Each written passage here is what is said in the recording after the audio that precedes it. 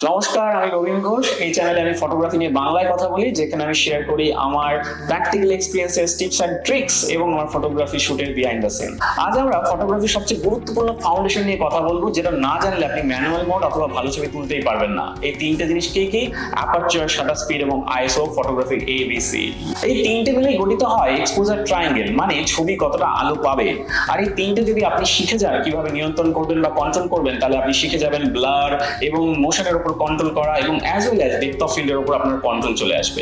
So প্রথমেই আমরা জেনে নেব যে অ্যাপারচার কি। অ্যাপারচার হচ্ছে লেন্সের ভেতর আলো ঢোকার গেট।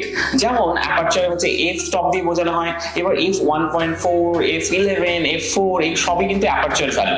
f1.8 মানে হচ্ছে বেশি বড় জায়গা বা হোল তৈরি করে অ্যাপারচার লেন্সের মধ্যে, যেমন যদি বেশি আলো ঢোকে সেন্সরে এর মধ্যে, যেমন আপনি এর জন্য ডেপথ অফ ফিল্ড শ্যালো পাবেন, মানে হচ্ছে পেছনে ব্লার অনেক পাবেন এবং আলো বেশি ঢুকবে।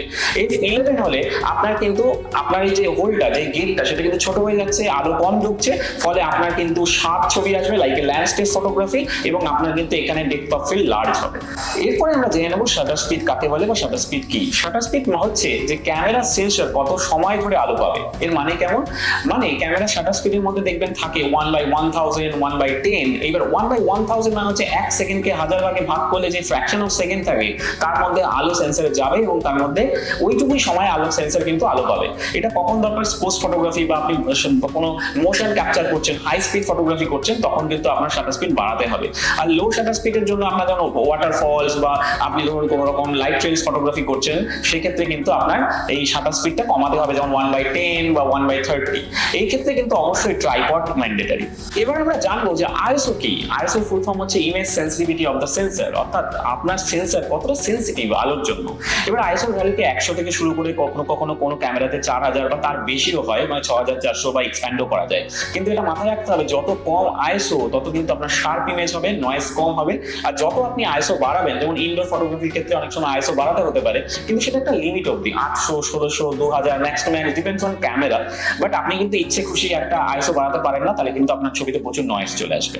এবার একটা প্র্যাকটিক্যাল এক্সাম্পল দিয়ে পুরো ব্যাপারটাকে বোঝা যাক। ধরে নিই আপনি একটা ইনডোরে শুট করছেন, একটা পোর্ট্রেট ফটোগ্রাফি সেশন করছেন।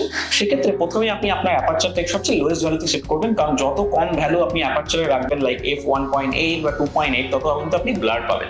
আর পোর্ট্রেট ফটোগ্রাফিতে আমাদের ব্লারটা কিন্তু ম্যান্ডেটরি। এরপর আপনি কি করবেন? আপনি যেহেতু হ্যান্ডেল শুট করছেন, তাই 1/100 মিনিমাম রাখবেন, যাতে আপনার শেক না হয়ে যায় ফুটেজটা বা ফটোটা।